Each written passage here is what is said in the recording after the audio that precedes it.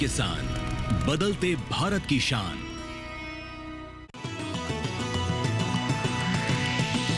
DD किसान, बदलते भारत की शान।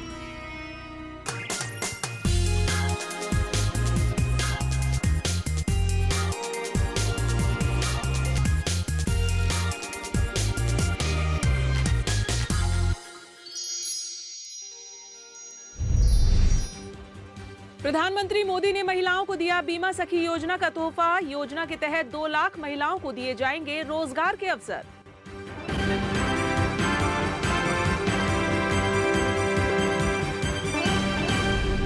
आरबीआई ने कोलैटरल फ्री एग्रीकल्चर लोन की बढ़ाई लिमिट। फैसले के बाद अब किसानों को ज्यादा रकम लोन के रूप में दे पाएंगे निजी और सरकारी क्षेत्र के बैंक। और 493 लाख हेक्टेयर से ज्यादा हुई रबी फसलों की बुआई। गेहूं के अलावा दलहन और मोटे अनाजों के रकबे में आई तेजी, लेकिन तिलहन अभियान को झटका।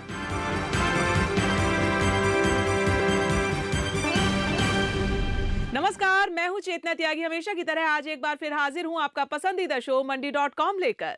मंडी.com में किसान भाई बहनों के लिए जरूरी खबरों के साथ खेती के सिकंदर में शानदार प्रेरक कहानी के अलावा बीते सप्ताह जरूरी कमोडिटीज के भाव भी हम आपको बताएंगे।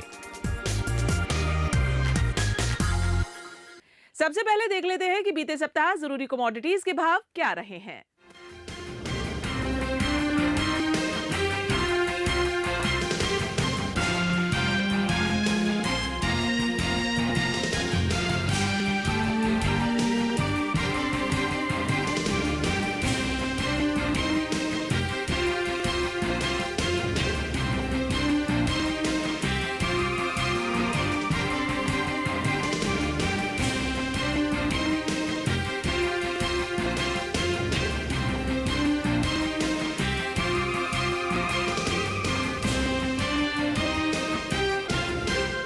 और अब एक नजर डाल लेते बीते सप्ताह की खेती किसानी की बड़ी खबरों पर। देश की महिलाओं को रोजगार देने और उन्हें आत्मनिर्भर बनाने के लिए प्रधानमंत्री नरेंद्र मोदी ने बीमा सखी योजना लॉन्च की है। बीमा सखी योजना का उद्देश्य ग्रामीण कस्बाई महिलाओं को आर्थिक गतिविधियों से जोड़कर उन्हें आर्थिक रूप से मजबूत बनाना है। बीमा सखी योजना 18 से 70 साल की 10वीं पास महिलाओं के लिए है। इसके तहत महिलाओं को 3 साल तक विशेष प्रशिक्षण और वजीफा दिया जाएगा। इस दौरान महिलाओं को हर महीने 7,000 रुपए तक मिलेंगे। ट्रेनिंग पूरी होने के बाद महिलाएं LIC एजेंट के रूप में काम कर सकेंगी। स्नातक पास बीमा सखियों को LIC में विकास अधिकारी बनने का भी अवसर मिलेगा। प्रधानमंत्री मोदी ने करनाल में महाराणा प्रताप बागवानी विश्वविद्यालय के मुख्य परिसर की आधारशिला भी रखी। बढ़ती महंगाई दर का असर किसानों और कृषि गतिविधियों पर न पड़े, इसके लिए भारतीय रिजर्व बैंक ने कोलैटरल फ्री एग्रीकल्चर लोन की लिमिट बढ़ा दी है। आरबीआई के फैसले के बाद निजी और सरकारी क्षेत्र के बैंक किसानों को ज्यादा कर्ज दे सकेंगे। इस फैसले से किसान क्रेडिट कार्ड लाभार्थियों को पहले की तुलना में ज्यादा रकम मिल सकेगी। भारतीय रिजर्व बैंक ने बिना किसी जमानत के कृषि लोन की लिमिट 1,60,000 रुपए से बढ़ाकर 2 लाख रुपए कर दी है। इस निर्णय का उद्देश्य छोटे और सीमांत किसानों की जरूरतें पूरी करने के लिए लोन रकम की पहुंच को बढ़ाना है। कई बैंक और इस सेक्टर से जुड़े लोगों ने आरबीआई के इस फैसले का स्वागत किया है। कृषि मंत्रालय ने रबी फसलों की बुआई का ताजा आंकड़ा जारी किया है। पिछले साल के मुकाबले इस बार तेजी देखने को मिली है। आंकड़ों के अनुसार अब तक 493 लाख हेक्टेयर से ज्यादा खेत में रबी फसलों की बुआई हो चुकी है। पिछले साल इस समय तक 486.3 लाख हेक्टेयर क्षेत्र में फसलों की बुआई हुई थी। गेहूं, धान, दाल समेत कई फसलों का रकबा बढ़ा है, लेकिन तिलहनी फसलों ने बड़ा झटका दिया है। तिलहनी फसलों की बुआई का रकबा काफी घट गया है। देश के कई इलाकों में हाल में बारिश हुई। इससे गेहूं की खेती करने वाले किसानों को बड़ी राहत मिली है। बारिश ने तापमान कम करने के साथ वातावरण में नमी बढ़ा दी है। वर्षा से खेतों में पौधों पर लगी गंदगी भी साफ हो गई, जो फसल की सेहत के लिए अच्छा है। विशेषज्ञों के अनुसार बारिश गेहूं के पौधे के लिए काफी जरूरी और फायदेमंद है। ये बारिश अधिकतर किसानों के लिए खुशखबरी लेकर आई है, लेकिन देश के कई इलाकों में किसान गेहूं की बुआई के लिए लेट हो चुके हैं। माना जा रहा है कि ये बारिश गेहूं की बुआई में और देरी का कारण बन सकती है। ग्वार उगाने वाले किसानों के लिए अपनी कीमतों के जोखिम प्रबंधन का सुनहरा मौका मिलेगा। 11 दिसंबर 2024 से national commodity and derivatives exchange पर ऑप्शंस ऑन ग्वार गम फ्यूचर्स कॉन्ट्रैक्ट्स शुरू हुआ है। फ्यूचर्स कॉन्ट्रैक्ट्स जनवरी से मई 2025 तक के लिए है ऑप्शंस ऑन ग्वार गम फ्यूचर्स कॉन्ट्रैक्ट्स को ट्रेडिंग के लिए एनसीडीएक्स की अनुशंसा के तहत लॉन्च किया गया है। निकट भविष्य में कॉन्ट्रैक्ट्स के लिए एक मेंबर की लिमिट 39,250 लाख मीट्रिक टन या मेंबर के कुल पोजीशन लिमिट का 1/8वां हिस्सा जो भी अधिक हो निर्धारित की गई है। नई ट्रेडिंग की शुरुआत ग्वार गम के व्यापार में अधिक पारदर्शिता और सक्रियता लाने के उद्देश्य से की गई है। जानकार भी मानते हैं कि एनसीडीएक्स के इस पहल से अब ग्वार उगाने वाले किसान जो आमतौर पर उपज की कीमतों में उतार चढ़ाव से परेशान रहते थे, फ्यूचर्स कॉन्ट्रैक्ट्स का इस्तेमाल करके जोखिम कम कर सकते हैं। हम सभी जीवन में सफलता की ओर बढ़ने की कोशिश करते हैं, लेकिन क्या आपने कभी सोचा है कि सफलता केवल मेहनत और जुनून से मिल सकती है? आज हम बात करेंगे एक ऐसे प्रगतिशील किसान की जिन्होंने मेहनत और संघर्ष के बलबूते फूलों की खेती में सफलता की नई मिसाल पेश की है। लेकिन उससे पहले हम रुकेंगे एक छोटे से ब्रेक के लिए, तो आप कहीं मत जाइएगा, हम तुरंत हाजिर होते हैं।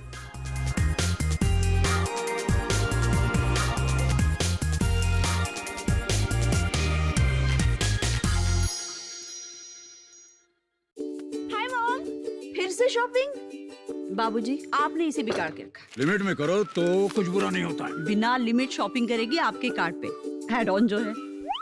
मैंने तो कार्ड पे लिमिट सेट कर दिया। अच्छा, इसके फायदे ये हैं कि रिस्क कम हो जाता है और अगर फ्रॉड भी हुआ तो तुरंत बैंक को बोल दीजिए, नुकसान कम। दादू, hey! नेक्स्ट टाइम ये pink dress. You are the limit. Limit तो सेट है। आरबीआई कहता है जानकार बनिए, सतर्क रहिए।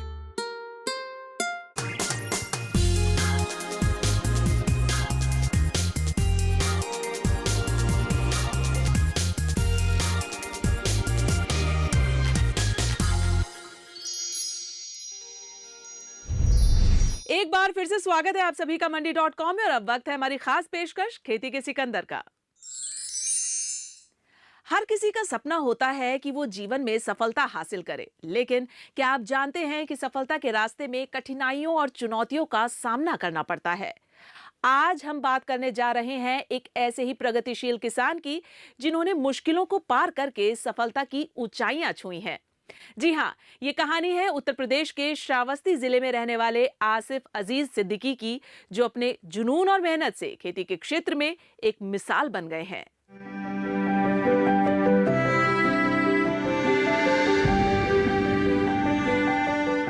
हर व्यक्ति जीवन में सफल होना चाहता है, लेकिन सफलता हासिल करना इतना आसान नहीं। लक्ष्य तक पहुंचने के लिए कई कठिनाइयों और चुनौतियों का सामना करना पड़ता है। ये प्रेरक कहानी है एक प्रगतिशील किसान आसिफ अजीज सिद्दीकी की, जो साबित करती है कि अगर किसी व्यक्ति में जुनून और मेहनत हो तो वो किसी भी मुश्किल को पार कर सकता है। श्रावस्ती जिले के जमुना तहसील के नदई डीह गांव में जन्मे आसिफ ने सबसे पहले सिविल इंजीनियरिंग और फिर एमबीए की डिग्री ली। 1987 में सिविल इंजीनियर बनने के बाद उन्होंने एक नौकरी भी की, लेकिन उन्हें इस काम में संतोष नहीं मिला। कुछ अलग करने की चाहत में उन्होंने खेती किसानी की ओर रुख किया। ये कदम आसान नहीं था, लेकिन उनके भीतर कुछ करने का जुनून था जो उन्हें लगातार प्रेरित कर रहा था। बेसिकली मैं सिविल इंजीनियर हूँ, मैंने एमबीए भी किया हुआ है। पहले मैं जॉब करता था, जॉब के बाद फिर मैं कंसल्टेंसी में आ गया जॉब से रिज़ाइन करके, लेकिन दिल लगा नहीं। कुछ गांव से जुड़ा हुआ था तो गांव की तरफ जाने का मन होता था। इस बीच मैंने नेट पे सर्फ करते हुए देखा कहीं फूलों की खेती के बारे में, और जरबेरा की खेती मुझे काफ़ी अच्छी लगी। तो जरबेरा पे काफ़ी वीडियोस देखे, लोगों के खेतों पे मैंने जाके विज़िट किया, लोगों से मिला, जानकारी ली। मेरा ख्याल मैंने 1 साल करीब लगाया इन सब कामों में। उसके बाद फिर मैंने काम करने का फैसला किया। आसिफ के परिवार में कोई भी खेती से जुड़ा हुआ नहीं था, लेकिन उनके भीतर कुछ नया करने की ललक थी। उन्होंने फूलों की खेती को अपना करियर चुना और सफलता की ओर बढ़ते गए। आज उनका फार्म मॉडल बन चुका है और वे फूलों की खेती के लिए गांव के दूसरे किसानों को भी प्रेरित करते हैं।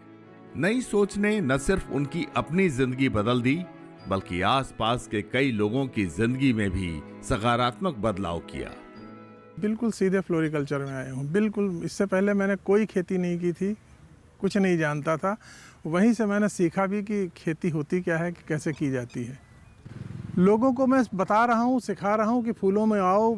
जरबेरा एक्चुअली काफ़ी महंगा, इसका प्रोडक्शन में काफ़ी ज़्यादा पैसे लगते हैं, तो लोग उससे थोड़ा बचते थे। तो अब मैंने गेंदा लगाया 2 साल से, गेंदा लगा के लोगों को गेंदा बता रहा हूँ। धीरे धीरे लोग गेंदा में जा रहे हैं। आसिफ याद करते हैं कि जब उन्होंने फूलों की खेती शुरू की थी तो उन्हें कोई अनुभव नहीं था, लेकिन जब उन्होंने फूलों की खेती के बारे में पढ़ाई की तो उन्हें लगा कि वे ये काम अच्छी तरह कर सकते हैं। उन्होंने 1 साल तक फूलों की खेती के बारे में विस्तार से जानकारी ली और फिर अपने फार्म पर काम करना शुरू किया। शुरू में उन्हें कम आमदनी हुई, लेकिन धीरे धीरे काम बढ़ता गया और आज वे सालाना 20 से 30 लाख रुपए का कारोबार कर रहे हैं। देखिए, जब आप फूलों को देखते हैं तो बहुत अच्छा लगता है। तो बस मैंने भी सबसे पहले फूलों को देखा और मुझे भी अच्छा लगा कि मैंने कहा कि चलो फूलों में ही करते हैं, देखते हैं इसमें कैसा होता है। फिर इसके ऊपर जब स्टडी की और इतने साल का और चीज़ बिज़नेस का एक्सपीरियंस, नौकरी का एक्सपीरियंस, तो मुझे काफ़ी समझ में आया कि नहीं ठीक है, इसको हम मैनेज कर सकते हैं। एकदम से जब आते हैं तो फील्ड में तो इतना नहीं होता। वो 1 साल 1.5 साल का पीरियड ऐसा रहा जिसमें कुछ भी नहीं मिला। फिर उसके बाद धीरे धीरे आने लगी इनकम। अब मैं 20 से 30 लाख रुपए साल के कमा लेता हूँ आराम से। आसिफ का कहना है कि पहले फूलों की खेती में कई समस्याएं आई। लोग मजाक उड़ाते थे और कहते थे कि वे ज्यादा दिन तक नहीं टिक पाएंगे, लेकिन आसिफ ने हिम्मत नहीं हारी और अपनी मेहनत से हर समस्या का हल निकालते गए। उन्होंने अपने सभी कर्मचारियों को ट्रेनिंग दी, जिससे उनके फार्म पर काम बिना रुकावट के आगे बढ़ता गया। उन्होंने खुद फूलों की खेती की सारी प्रक्रियाएं सीखी और कई अनुभवी किसानों से मार्गदर्शन लिया। आसिफ का मानना है कि कृषि के क्षेत्र में सफलता पाने के लिए नए तरीकों को अपनाना और लगातार मेहनत करते रहना आवश्यक है। परेशानियां तो आती हैं, कोई भी नया काम हम शुरू करें तो परेशानियां आती हैं। इसमें भी आई। लोग देखते थे तो हंसते थे, मेरे सामने मेरे मुंह पे हंसते थे। गांव की लैंग्वेज में बोलने तो कहते थे भाग जाई हैं, ये 2 महीना न टिकी हैं, भाग जाई हैं। इस तरह की बातें किया करते थे। मीन्स लोग भाग जाएंगे, 2 महीना भी नहीं टिकेंगे। लेकिन करते करते परेशानियों का हल फिर ढूंढा ही जाता है। और ढूंढ के 1 साल थोड़ा सा दिक्कत रही, उसके बाद फिर कोई प्रॉब्लम नहीं, फिर चल रहा है। मैंने अपने सारे स्टाफ को भी बिल्कुल ट्रेंड कर दिया है। अब वो सब भी आराम से कर रहे हैं, अब तो कोई दिक्कत ही नहीं है।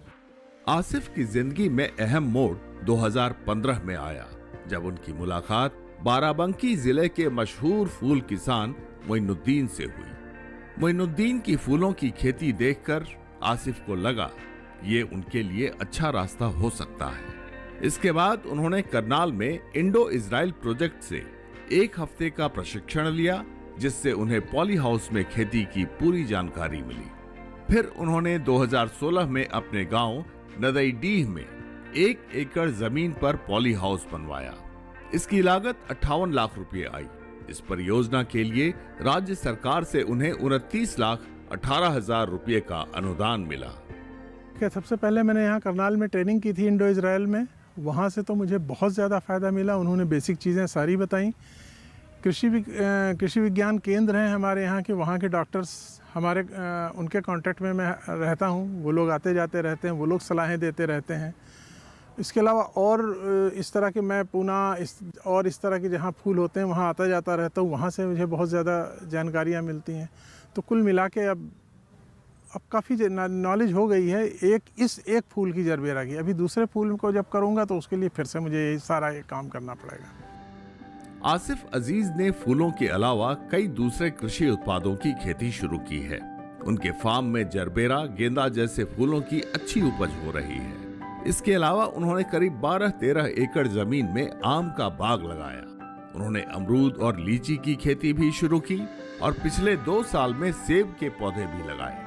आसिफ को उम्मीद है कि आने वाले सालों में और अच्छी फसल होगी। इस साल स्ट्रॉबेरी की उपज भी अच्छी हुई है।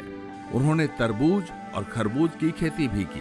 खास बात है कि आसिफ ने ताइवान वाली तरबूज की किस्म को चुना है, जो बाजार में काफी लोकप्रिय है। उनके फार्म में केले भी हैं, जो फार्म को और विविधता देते हैं। 12-13 एकड़ मेरे पास आम के बाग हैं, अमरूद है, लीची है और अभी मैंने पिछले 2 साल पहले लगभग मैंने सेब लगाया हुआ है लाके। गर्मियों में फलने वाला सेब, और उसमें भी पिछले साल फ्रूट्स आए थे और काफ़ी ठीक ठाक फ्रूट्स आए, तो मुझे उम्मीद है कि उसमें भी अच्छी फसल होगी इस साल। इसके साथ में स्ट्रॉबेरी का काफ़ी अच्छा प्रोडक्शन हुआ है पिछले साल मेरे यहाँ। तरबूज, खरबूजा, और ये ताइवान वाला मैं लगा रहा हूँ, लोकल नहीं, ताइवान, उसकी क्वालिटी काफ़ी अच्छी है। केला भी लगाया है मैंने, तो कुल मिला के इसमें ही काम कर रहा हूँ मैं ज़्यादा। किसी भी क्षेत्र में सफलता पाने के लिए एक सही दिशा और मेहनत की जरूरत होती है। आसिफ अजीज सिद्दीकी ने भी अपनी नौकरी छोड़कर खेती के क्षेत्र में कदम रखा और साबित किया कि अगर आत्मविश्वास और मेहनत हो तो किसी भी क्षेत्र में सफलता प्राप्त की जा सकती है। यहाँ रुकेंगे एक और छोटे से ब्रेक के लिए, आप कहीं मत जाइएगा, हम तुरंत हाजिर होते हैं।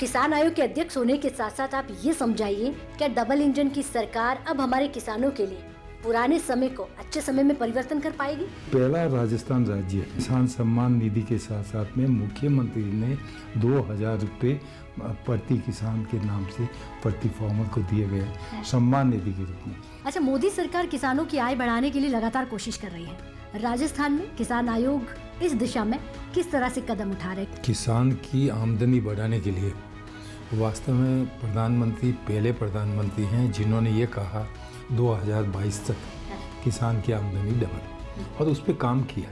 देखिए खास मुलाकात राजस्थान किसान आयोग अध्यक्ष पूर्व केंद्रीय राज्य मंत्री CR चौधरी के साथ 15 दिसंबर रविवार शाम 7 बजे सिर्फ दूरदर्शन किसान पर।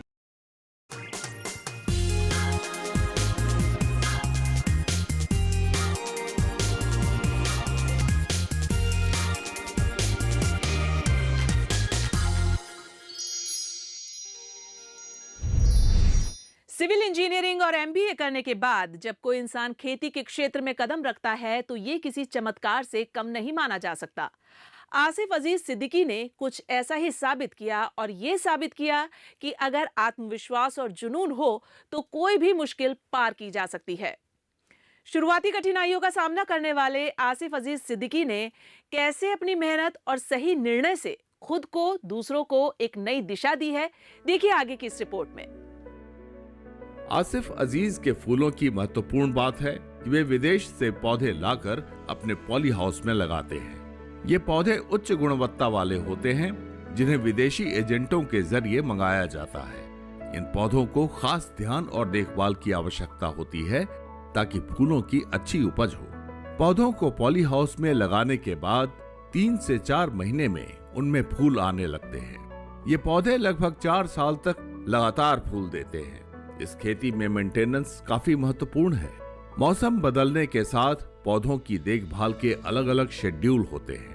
आसिफ खुद और उनके साथ के लोग उसी शेड्यूल के मुताबिक काम करते हैं। अब आसिफ को इस काम का काफी अनुभव हो गया है और वे मेंटेनेंस के सभी काम आसानी से और सही तरीके से कर सकते हैं। हमारे पौधे रेडीमेड पौधे आते हैं और उनको लाके हम अपने यहाँ लगाते हैं। ये भी विदेशों से आते हैं या विदेशों के एजेंट हैं हमारे यहाँ जो हमको सप्लाई करते हैं, उनसे हम पौधे लेते हैं और पौधे अपने यहाँ पॉली हाउस के अंदर लगाते हैं और 3 से 4 महीने के अंदर पौधे फूल देना शुरू कर देते हैं। उसके बाद वो कम से कम 4 साल तक तो लगातार फूल देते ही हैं और हम पूरे फिर सालों साल हम उसके फूलों को बेचते रहते हैं। मेंटेनेंस का एक अपना पूरा शेड्यूल होता है, जाड़े का, गर्मी का, बरसात का एक हमारा शेड्यूल है। उत्तर प्रदेश में श्रावस्ती के रहने वाले आसिफ अजीज सिद्दीकी का कहना है कि फूलों की खेती का बड़ा फायदा ये है कि इसमें ज्यादा समय नहीं लगता। वे सुबह 1 घंटे में अपने फार्म का जायजा ले लेते हैं, बाकी काम उनके कर्मचारी करते हैं। उन्होंने अपने कर्मचारियों के लिए पूरे साल की योजना तैयार की है ताकि किसी प्रकार की दिक्कत का सामना न करना पड़े। हर महीने और हर मौसम के हिसाब से उनके फार्म में काम होता है ताकि फसल सही तरीके से तैयार हो। देखिए, इस मामले में बड़ा अच्छा है फूल का बिजनेस कि आपको बहुत ज़्यादा टाइम नहीं लगाना पड़ता। आप सुबह उठ गए, सुबह उठ के आपने मुश्किल से आपको 1 घंटा लगता है, 1 घंटे में आपने सारा देख लिया। देखने के बाद आपके पास जो वर्कर्स हैं उनको आपने इंस्ट्रक्शन दे दी, और अदर उनको इंस्ट्रक्शन पहले से रहती है, पूरा सा एक चार्ट बना हुआ होता है कि आपको इस दिन ये करना है। हम पूरे साल का उनको चार्ट बना के देते हैं, 3-3 महीने का करके उनको पूरे साल में चार्ट देते हैं। तो उनको किस दिन क्या करना है पहले से डिसाइडेड होता है। क्वांटिटी कौन सी खाद देनी है, कौन सा स्प्रे करना है, कब पानी देना है, कब नहीं देना है, सब डिसाइडेड होता है। तो सुबह अगर आप 1 घंटा 1.5 घंटा भी आप घूम लें तो आपको अपने खेत के बारे में सब पता चल जाता है कि क्या पोजीशन है, कहाँ क्या प्रॉब्लम आ रही है। आसिफ फूलों की खेती को आगे बढ़ाना चाहते हैं। वे चाहते हैं कि पॉली हाउस की संख्या और फूलों का उत्पादन बढ़े। साथ ही वे चाहते हैं कि उत्तर प्रदेश में ऐसी सुविधाएं विकसित हों जैसी पुणे में है। वहां फूलों के निर्यात की काफी सुविधा है। उनका मानना है कि अगर ये सुविधाएं उन्हें मिलें तो उनका कारोबार और बढ़ सकता है और भारतीय फूलों को अंतर्राष्ट्रीय बाजार में पहचान मिल सकती है। भारत में बड़ा स्कोप है, हम पिछले सालों से कर रहे हैं, और हमारे फूल हमें कम पड़ते हैं, हमसे रोज़ और डिमांड होती है। मैं इस साल एक और पॉली हाउस की योजना बना रहा हूँ, इस साल एक और लगाऊंगा पॉली हाउस, ऊपर वाले ने चाहा तो इसकी बहुत डिमांड है। इंडिया में भी डिमांड है, इंडिया से बाहर भी डिमांड है। हमारे यहाँ से बहुत फूल बाहर जा रहा है। थोड़ा सा अगर कुछ ऐसा हो जाए कि यूपी में कहीं, जैसे मैं पूना गया था, पूना में उन्होंने एक SEZ बना रखा है। उस SEZ में सारे पॉली हाउसेज लगे हैं और वहाँ से सारा का सारा फूल एक्सपोर्ट होता है डायरेक्ट वहाँ से। अगर इस तरह का अगर यूपी में कोई लखनऊ के आसपास हो जाए तो हम वहाँ से ज़्यादा अच्छी तरह से एक्सपोर्ट कर पाएंगे। आसिफ का मानना है कि फ्लोरिकल्चर यानी फूलों की खेती में अपार संभावनाएं हैं। उन्होंने अपनी सफलता से साबित कर दिया है कि अगर किसान नई तकनीक का इस्तेमाल करें तो अपनी हालत सुधार सकते हैं और अच्छा मुनाफा कमा सकते हैं। उनका संदेश है कि युवाओं को खेती में आना चाहिए, क्योंकि इसमें न सिर्फ रोजगार के मौके होते हैं बल्कि ये क्षेत्र लगातार बढ़ता जा रहा है।